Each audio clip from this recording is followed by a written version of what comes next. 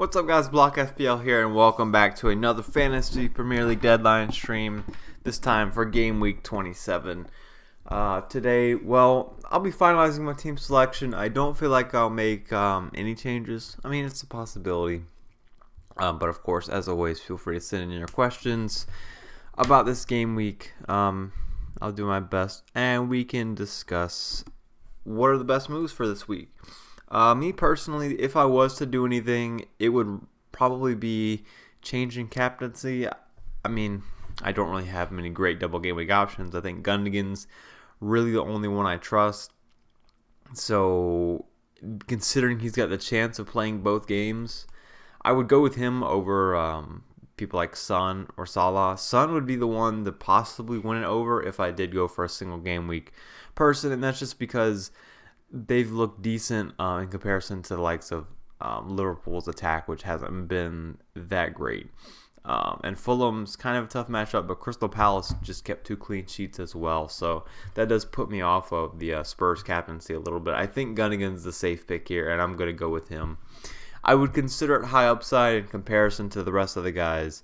He simply has 2 games, and, it's Man City. It's a Man City attacker. And we know that Gundogan himself, it's been high upside, but it sort of comes with the territory when we're talking about Man City attackers. They've got a long history of being that way. So let me pull up understat.com, let's take a look at Gundogan as well as some other players. So let's go to Gundogan. I'll also put up Cancelo, his attacking threat, as well as Stones. Obviously, Stones can sort of finish nowadays, which is interesting. I'll throw in De Bruyne in the mix, who I think if I had De Bruyne, I would captain him. That's probably a fairly simple decision to make, but I need to refresh the page because it's not working. But yeah, I think if I had De Bruyne, I would captain him. Other than that, it's a real tough one. I think Gundogan just comes next in line. Bruno and Barnes to Son and Lingard. Getting rid of Bruno is a weird one because I almost want to say it could be worth holding on to Bruno. I think West Ham isn't a great matchup, but as I said, for some reason I feel like he has a chance in that game. They play Brighton after that, and then Tottenham. It's really not great, especially if you need a game week 29 matchup. I think Bruno and Barnes to Son and Lingard is actually pretty good. So I'm gonna say that's actually pretty good. It's probably my first time all season, maybe, saying getting rid of Bruno is a good idea. So yeah, congratulations on that. Hey Sultan, hey Blues, how's it going? Lowton triple captain. I'm gonna say no. Play Digne or Soufal. Let's refresh ourselves on the fixtures a little bit. So Chelsea, I mean, they haven't been a huge, 3 goals every game team, but they've been scoring pretty consistently. And then we also have Soufal for West Ham against Leeds. So Digne you would think he would have more attacking threat, and I think he does, but it's still Chelsea. I think you play Soufal pretty much every time, given the fixtures. Leeds aren't bad attacking wise, but we know they can have games where they simply come out and they don't really get control on the game. Let's take a look at Leeds recently. Well, over the course of the season, Leeds are actually pretty good in terms of expected goals. Behind Chelsea still, and if we go over the past month or so, let's go since February 6th, expected goals. Well, Leeds are actually above Chelsea, so take that however you like it, but they're both doing very well. But let's see what happened last game. Not that last game is anything to really base everything off of. I mean, last game, Leeds were poor. So that may be what's in the back of my mind when I'm saying this sort of thing, and that could be recency bias. Leeds recently, They did well against Leicester, which is good. That's a tough matchup. Right now, I'm just like it's important to look at like how they've done recently, but it's also you have to put it in perspective like what kind of fixtures did they have. They scored 3 against Leicester. They only scored 1 against Everton. I mean, that's you can't really blame them for that. I feel like that's about what you would expect from them. 2 against Crystal Palace is fine. It's not beautiful or anything. 2 against Arsenal is good. None against Wolves. It's not great, obviously, but you can't really blame them too much. 3 against Southampton is good. 3 in any game is good, and then none against Villa is pretty bad, I would say. But overall, you would say their attack's been pretty good. I wouldn't expect a Soufal clean sheet, but in comparison to Chelsea, Chelsea's formation probably doesn't make them like a high goal-scoring team. In comparison, let's see, Chelsea, they scored 2 against Burnley, 1 against Tottenham, 2 against Sheffield United and Newcastle, they scored 2, 1 against Southampton, 0 against United, and 1 against Liverpool. So only 2 goals in the last 3. Before that, they were giving solid performances. Again, I actually think it's about the same, where it's like they sort of did what you would expect against a lot of these opponents. But only 1 against Southampton. Only 1 against Tottenham. I mean, max at 2 goals. Like, are they ever going to get a 3-goal game? They haven't since they played Man City apparently. So I don't know. I don't think either option is terrible. I would say. I guess my biggest decision is Calvert-Lewin or Target. Let's go through them in this. Let's go through them in some players to look at. So. We'll put in Gundogan, bench Shaw, Digne, or White. I'd probably bench White, right? Don't White play? Yeah, I mean, I know Leicester have injuries, so a lot of people are like kind of off Leicester at the moment. I mean, I still think they score against Brighton. I still think they're most likely to beat Brighton. I would not go with White for this week. I would expect Brighton. I mean, I would still honestly expect Leicester to win 1 or 2-0, maybe 2-1. Simply because Brighton suck at finishing, and Leicester, I mean, they still have Jamie Vardy and a pretty solid defense. So I'm still a fan of Leicester in general. Nuclear Adams, I think if you had to choose, I would try to go for Veltman over Dunk. He just showed a little more creativity recently. Or general attacking threat. But you never know. Dunk, with his pretty tall self, can always get up there and win a header and score. But me personally, I prefer Veltman. Let's go to Gundogan and let's throw him in. Let's put Calvert-Lewin in because I have to decide the benching decision as well as target. We'll put him in here. Let's see, who else should we put in? We'll put in De Bruyne.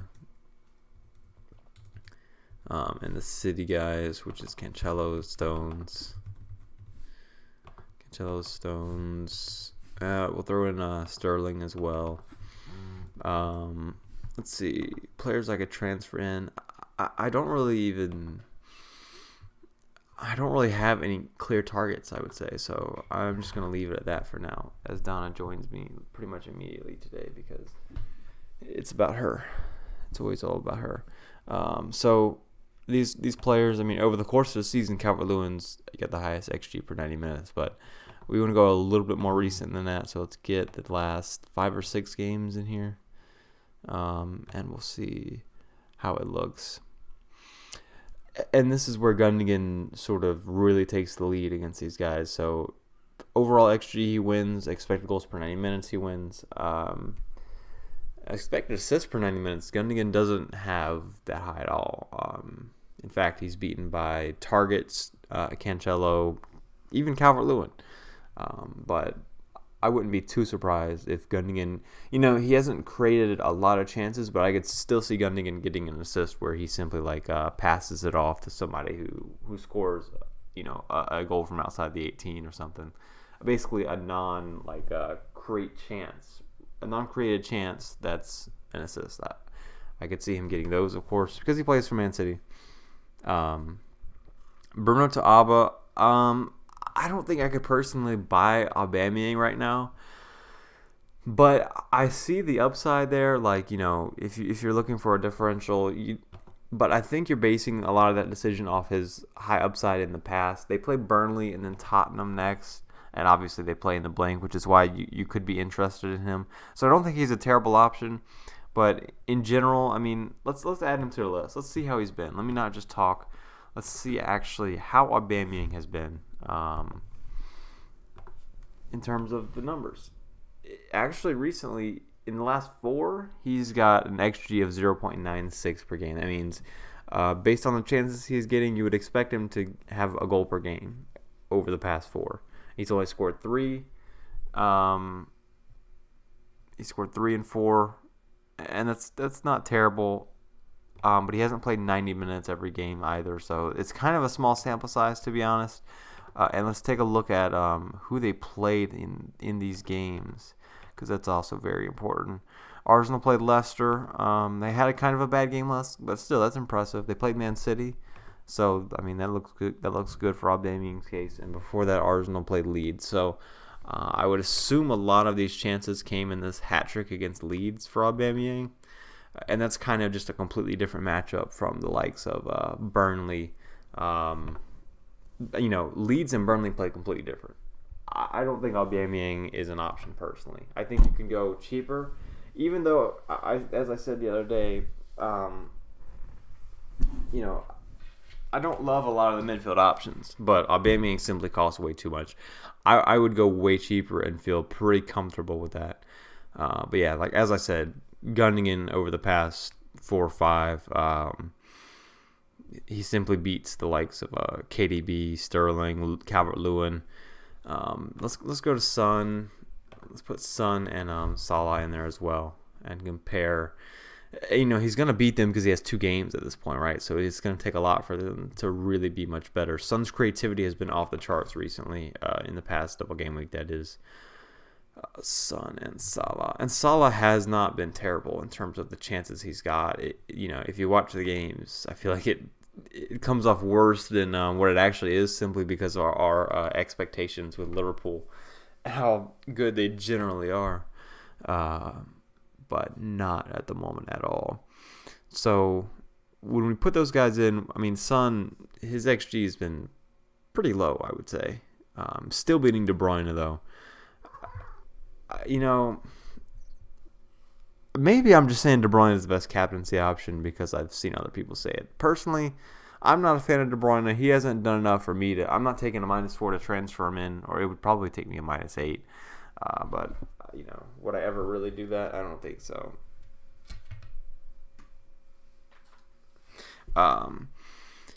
His creativity's worse than Son's. His XG per 90 minutes worse than Son's. So take that however you will. It's a smaller sample size for De Bruyne, but Son beats everybody pretty handily as far as expected assists go. But yeah, I mean, when you have somebody like Gundogan, who, even though there may be some reasons, like, yeah, you could worry about rotation, you could worry about his role with KDB back, you could worry about different things, like, is he on penalties? I would say those are pretty much the majority of them, and then there's also one tough matchup. There are things to worry about with Gundogan. Am I super confident in him? As far as scoring points, no. As far as being the best captaincy option, I would say there's a fair enough argument for that, where the numbers are there. They have 2 games. I don't think you could feel bad if you captain Gundogan and it goes wrong. I'm going to stick with Gundogan. I don't see myself changing for a single game week player. I guess the only other guy, if I wanted to be crazy, would be Danny Ings. But I would be relying way too much on that Sheffield United matchup. If they just played anybody but Man City the second game, it would be so much nicer. Ings recently, I mean, again, more XG than Son and KDB, but those 2 guys haven't been shooting constantly recently. So for me, Gundogan captaincy is kind of the obvious choice, and considering a lot of people have him, I feel like that's the way you should go if you do have him. Maybe even over De Bruyne. If we knew who was on penalties, I assume it's De Bruyne, then maybe De Bruyne over Cancelo would make more sense. Hey, Donna, how about this time you stay down, okay? I know it's all about you, I mean, if you're just going to lay down, that's fine. Selling Bruno and buying KDB for -4. Would I do that? I think that's fine. I really think that's fine because now I would have to like sell a Man City player. For me, it's a little bit more different, but I think that's a fine move actually. Good morning, Adam. Arsenal fan is in the chat. Saka, DCL, Lingard, Watkins to start. Two to start. Not Calvert-Lewin. Right away, I'm leaning towards Lingard and Watkins. Now, obviously, Saka's not a bad option, but I don't know. I feel like the other guys. I mean, I don't know. I haven't really been watching Arsenal recently. Burnley's kind of. We just don't know if they'll be able to hold Arsenal off, but we know they'll probably be defensively minded. I think Lingard against Leeds, you probably want to play him. And Watkins, I'm not a huge fan of Watkins or Saka this week. Watkins, I could see him easily being stranded. Wolves have a good defense. Villa arguably don't have much support for somebody like Watkins, who could easily end up by himself a lot up there. Hey, Donna, sorry.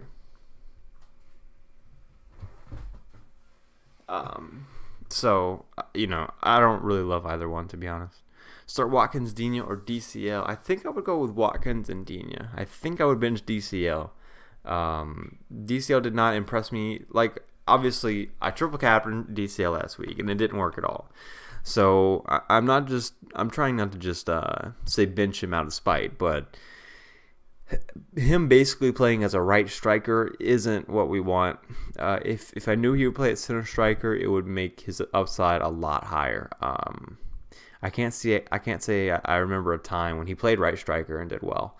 So with that said, I think Calvert-Lewin, playing him or benching him, you can kind of feel comfortable either way, but I would feel a little more comfortable with him on my bench actually this week.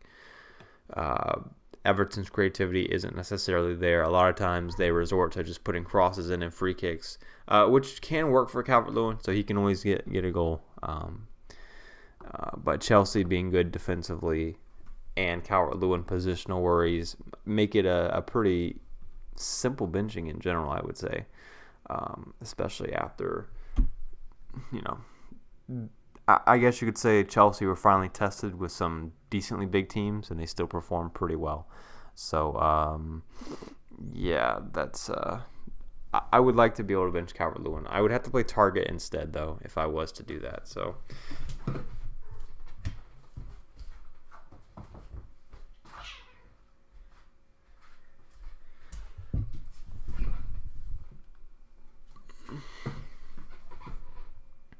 You're bringing in Trent. Who should you keep, Digne or Pereira? Okay, so the thing about Everton players, as Ben Creelan said the other day, he thinks there's like a 10% chance of them having a double in Gameweek 28. I'm sort of planning at this point the double between Everton and I always forget, it's Aston Villa, isn't it? Yeah. It's probably not going to happen, but there's a chance that a double game week happens for them next game week. So we can say here that the chances of Villa versus Everton move to game week 28 is about 10% now, just because they haven't announced it yet, and they would typically announce it by now, is basically what Ben Creelan is saying here. So with that said, it makes it a little bit tougher to sell Digne, but with not the best. I mean, the fixtures are also pretty good, right? I mean, the form isn't there. So, selling Digne is a tough one. But I certainly wouldn't sell Pereira, in my opinion. I actually like Pereira. So, if I had to say, I really don't know. Pereira, I highlighted him as my favorite defensive option over the next couple. If you don't need somebody in the blank, I just think he's going to get some attacking returns because of the fact that he gets in some decent positions, and I think Leicester will be fine defensively, and they may have to rely elsewhere because they they lost two of their best attackers. Bruno and Stones out for KDB and Target or -4 and roll transfer.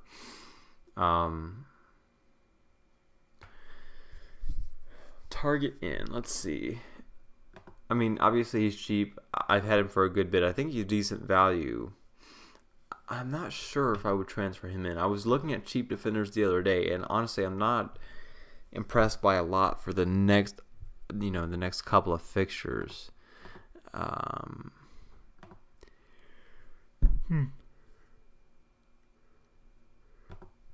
I can't say I would do that personally, but I see where it's coming from. I can't give a solid no to that, but in general, I'm leaning towards no.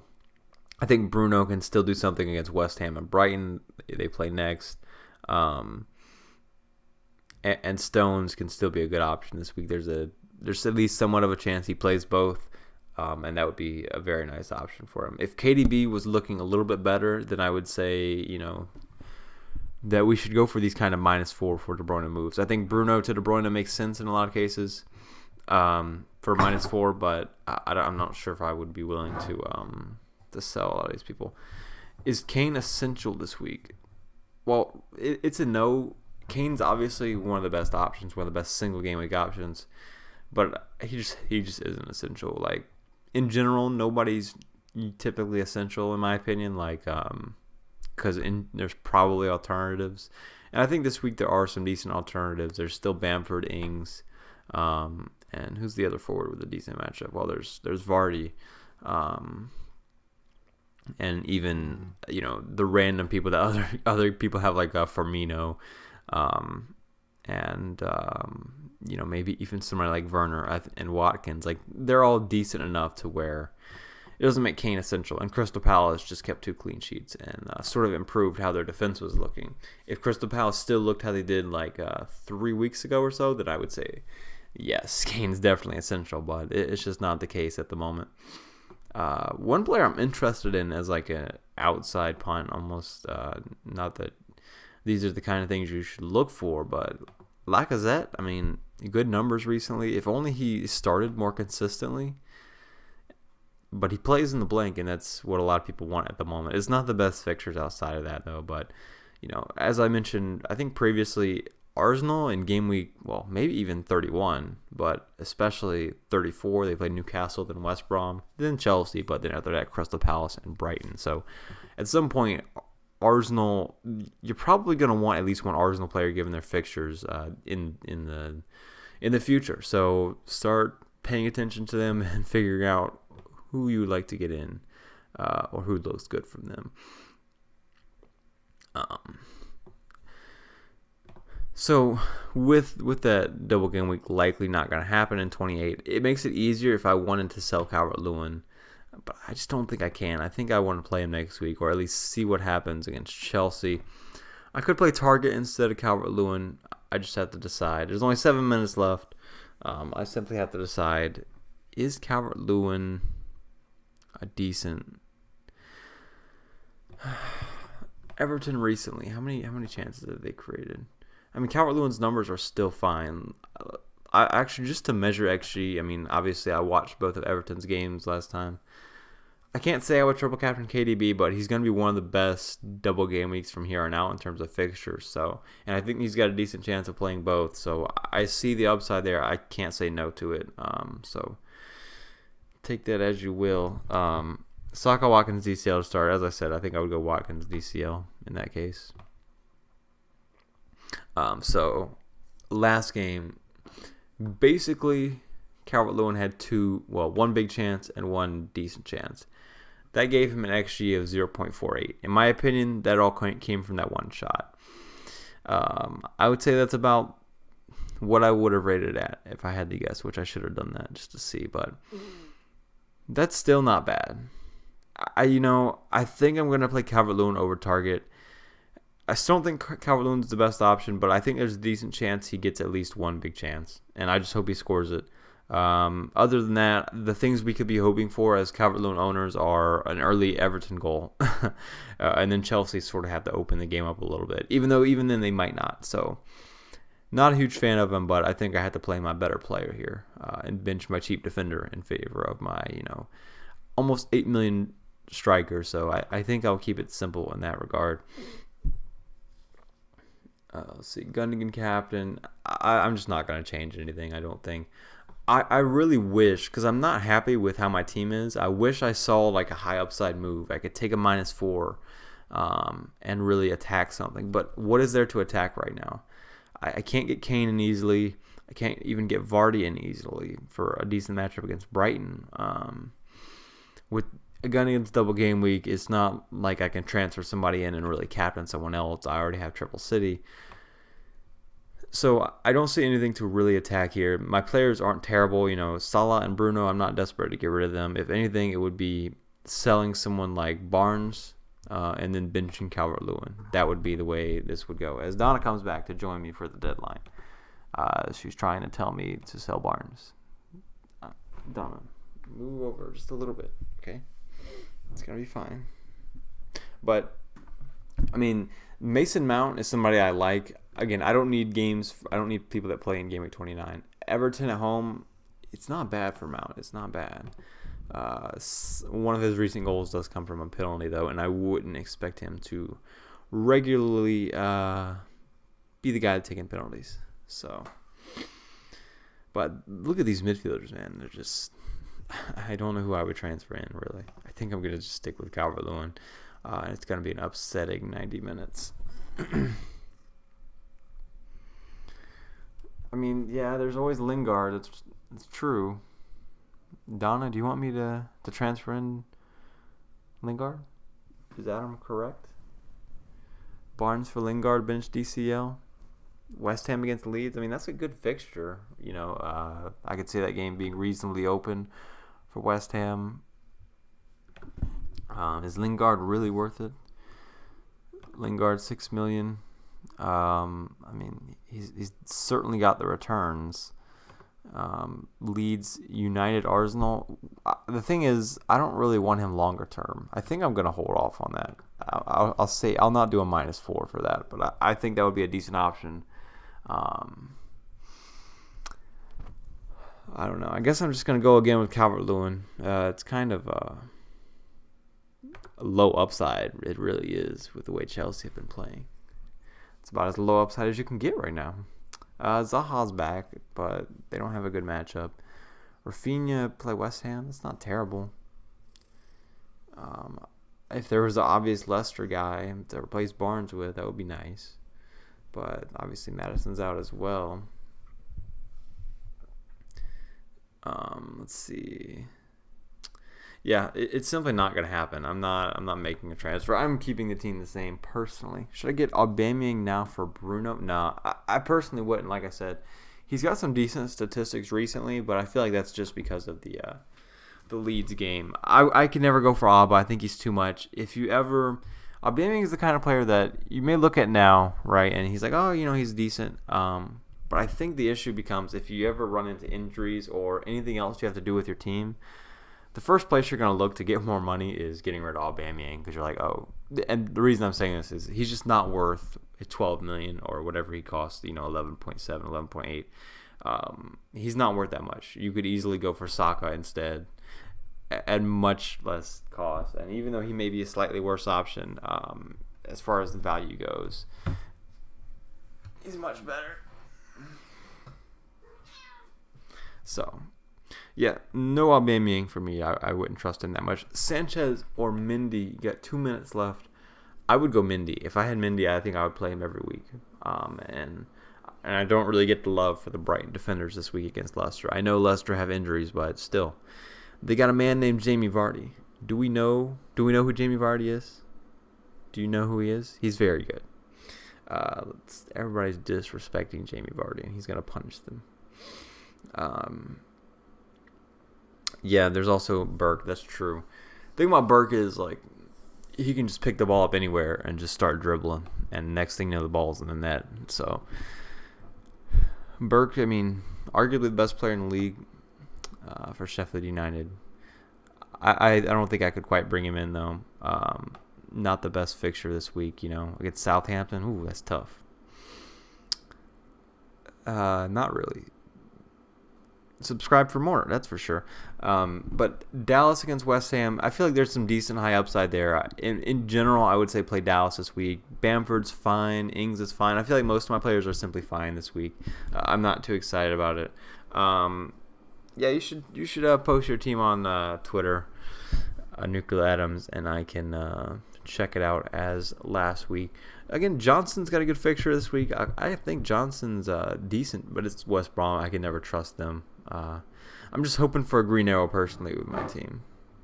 Yeah, and that is 6 o'clock. No official alert yet from Fantasy Premier League that the deadline has been closed, but it should be closed any second now. So let's go through the fixtures.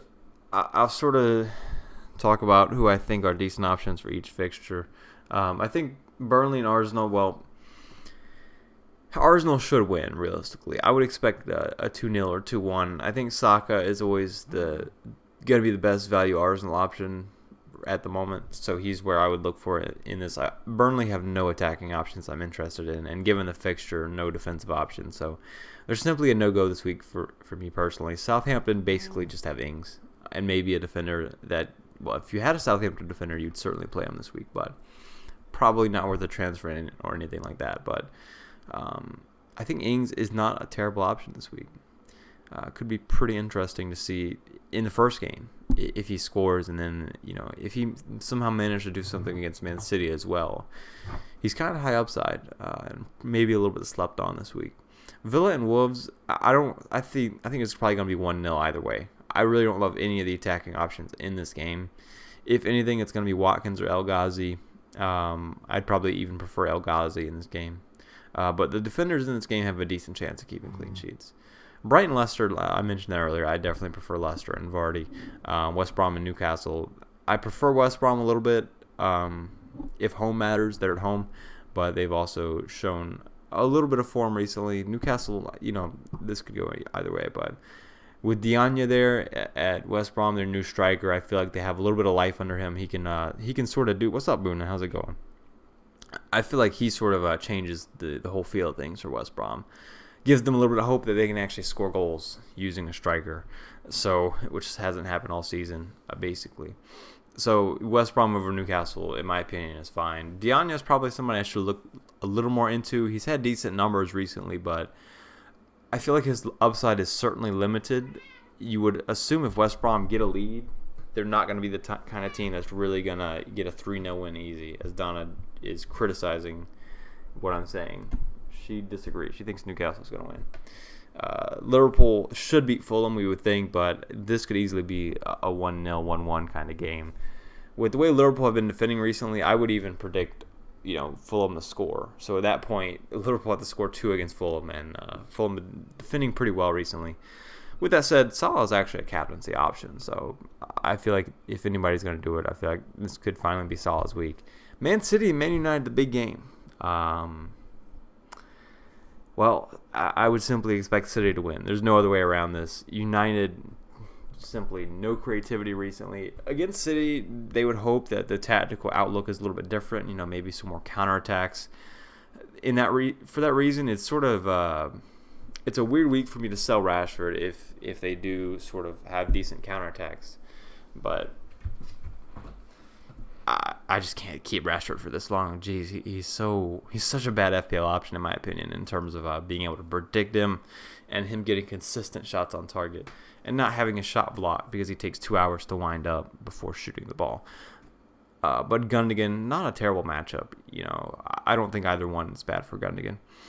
Spurs versus Crystal Palace. Crystal Palace, 2 clean sheets in a row. It troubles me a little bit, but I still brought in Son. I still have some reasonable confidence in Tottenham, and I think it's probably going to be a clean sheet for Tottenham. Crystal Palace, attacking-wise, absolute, nothing there. But they have Zaha back, so he's going to be the way they somehow nick a goal. And maybe Spurs rotation. I think if Spurs if they play all 4 attackers, I think if they play Kane, Son, Bale, and Lucas, multiple goals is what I would expect. If they don't, there's a reasonable chance of a 1-0 win. If they just play 3 of the guys, or even 2, as we saw sometimes this season, with just Kane and Son, and then Ndombele basically being the third player providing attacking support. But I'm not really a fan when they do that, but it is what it is. I went for Son over Bale this week simply because Bale He gets subbed off every time. I'm still worried about rotation with the other fixtures they have to play, the non-league games. So Son is so much more reliable for me. Chelsea and Everton, 1-0, 2-0. It's pretty simple. Chelsea have been too good recently. West Ham and Leeds. I think West Ham win. I think it could be a good game for Lingard, to be honest. I could see where the defenders keep on marking Lingard, but as the midfielders step up the press for Leeds, it just allows the attacking midfielders some space. We sort of saw that against. I feel like Barnes' goal against Leeds was a perfect example of that. Him running into space, shooting from outside the 18, easy goal. Because the way Leeds pressed that time, their defenders stayed back on the threat of the forwards getting in behind, and it just left a bunch of space once Lingard sort of got past his mids. And I feel like, not Lingard, Barnes. I feel like, Bowen. I mean, I'm not a huge fan of Bowen for FPL purposes, but Bowen and Lingard could be pretty decent this week. And then Man City Southampton. Well, we all know this is like a 3-0 prediction every time. Captain Diaz, hope it works out. Yeah, that's fair enough, Kobe. Diaz, if any defender, is the one I would captain. Most likely to play. I don't feel like that's a bad move at all. You would expect a clean sheet against Southampton. That's the game you really want him to start. So, good luck with that. Diaz against Southampton could be beautiful. You just need that extra 0-0 thrown in there. Maybe not the highest upside. All right, let's go to Twitter and let's check out some teams. Let's see if you're going to get some green arrows or perhaps terrible, terrible red arrows. So, took the chance on captain and light Armstrong. Okay, so you have triple Southampton, or not triple. Oh, I thought for some reason I just assumed that everybody has Ings. So Vestergaard, I mean, that's a good option this week. You get Sheffield United plus 2 points. So, potential 8-pointer easy. And Armstrong, not bad as well. Sheffield United plus 2 points. Maybe more. Maybe finds an assist or goal versus City. I wouldn't be too surprised. I mean, I don't know. Man City conceded 1 in each of the last games. So, if Ings nicked the goal, it wouldn't be too surprising. Cancelo over Gundogan, I can't really hate on it. I think Cancelo against Southampton, if he starts, that's a great matchup for him. I would love to see Cancelo at left back versus Southampton. The way that teams attack down Southampton's right side has been very nice, but that's just perfect speculation. I probably would have played Rudiger or Dallas over Souček. I think I still would have. But who knows? I mean, obviously Souček has burned a lot of people for benching, but Rudiger and Dallas, pretty good options, I would say. Pretty good options. Overall, I definitely like this team. Let's see. For Gameweek, you're kind of set up for the future pretty well, I would say. You got a bunch of options here that aren't bad. I sort of wish I had Kane, but I'm happy with Son as well. Schmeichel's a lot of money for goalkeeper. And Schmeichel and another 4.5. That's a lot in goalkeeper. That's probably my one main issue in terms of the long-term structure of this team.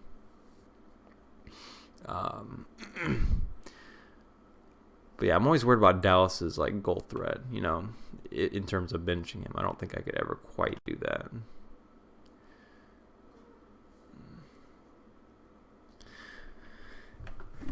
Dallas is just too good. He's also a good attacker. It's not just him getting in good positions. I feel like he's actually a good finisher. That's true. Yeah. I as far as defenders go, Ings is 2-pointer versus City. Probably a 1-pointer, coming off the bench. But against City, a defender is basically 1 point or 0. Most likely 1, though. So here's Nuclear Adams' team for the week. So we got Traore in there, who's probably the biggest differential. Traore, he's a decent enough player. I feel like he can finish okay. I just worry about his play time overall, and how many chances he'll actually get. Personally, I think I would have put Digne on the bench over Calvert-Lewin. Probably won't matter, but you never know. Other than that, I would have lined up things the same. Gundogan captain.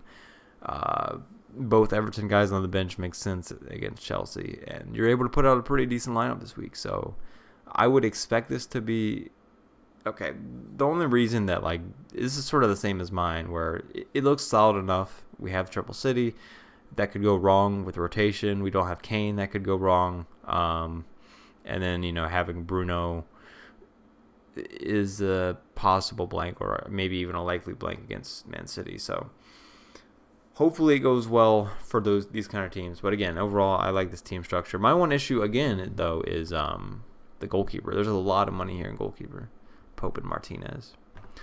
But with that said, they're good options. I would prefer to have one of those guys be probably a 4.5.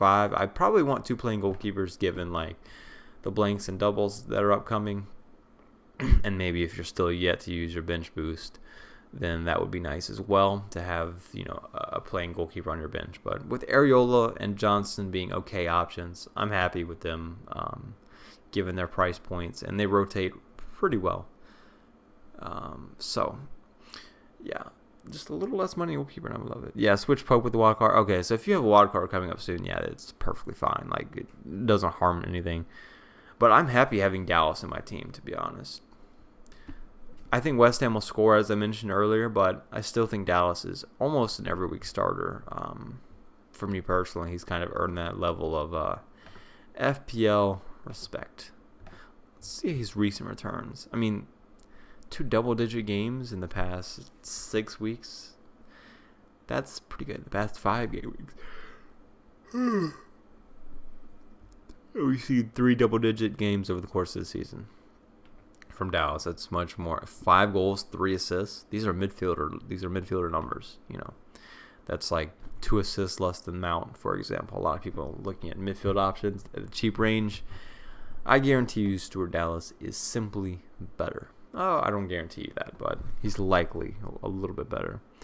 30 or 31 to wild card in. 30 or 31.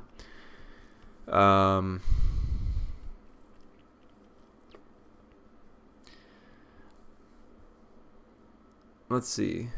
Who would you probably want? I feel like when we're wildcarding late in the season, the way I always like to think about it is, if I'm wildcarding now, can I effectively plan for the rest of the season?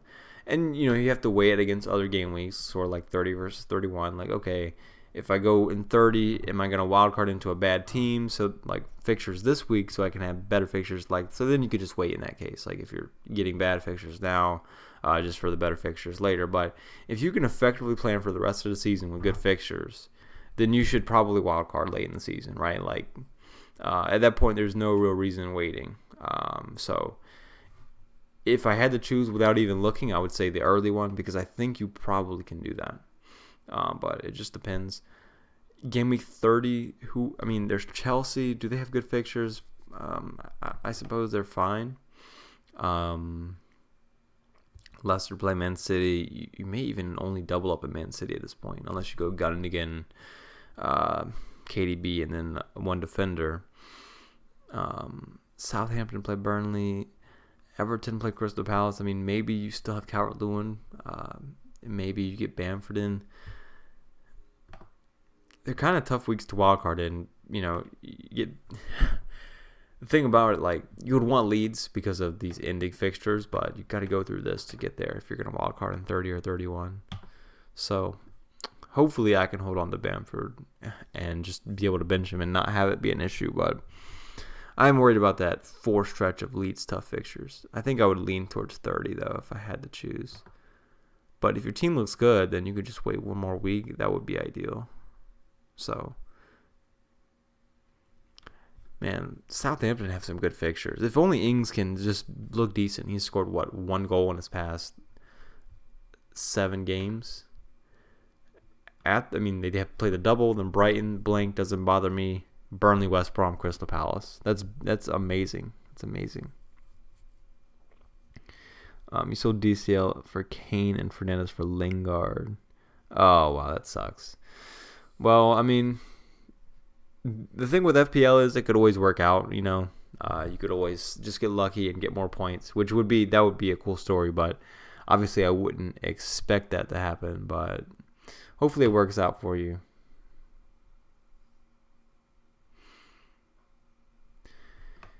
Yeah, I mean, I'm happy with Stones and Cancelo this week. Just holding them. It's not like there's a bunch of double game weeks elsewhere, so selling them is certainly not what I would want to do. So yeah, but as you say, William, Stones this week is if he plays both. If I knew that he would start both, and I wasn't sure about Gundogan, I may have even captained Stones, but he just doesn't get the vice captain because they play for the same team, and I could be worried about COVID rescheduling and stuff like that. So, but yeah, I'm pretty tired actually. Woke up really early, so I'm gonna go ahead and end the stream there. Thank you guys for joining. I know I started pretty late today, only 30 minutes before the deadline, but I don't know if the alarm went off or if it didn't. I could have slept through it, but I think it just didn't go off because I set an alarm for 30 minutes before the deadline, and it simply didn't happen. Hopefully this team's good enough for at least a small green arrow. I think it's not amazing looking, but when I look at the people that can really hurt me, it's basically just Kane. So I'm not too afraid of a lot of the players I don't have that are highly owned. And I think players like Salah. What's Salah's ownership nowadays? Only 39%. I feel like that could be nice. Son, what's his ownership? I would expect around 50. Yeah, 54.8. I mean, he's not going to get me any major gains, but I feel like he's going to get points, so I brought him in. I don't think I follow Andrew Go, or I had to check him out when I turned the stream off. So yeah, good luck, guys. Have a good game week. Just not as good as mine. And of course, I will see you next time.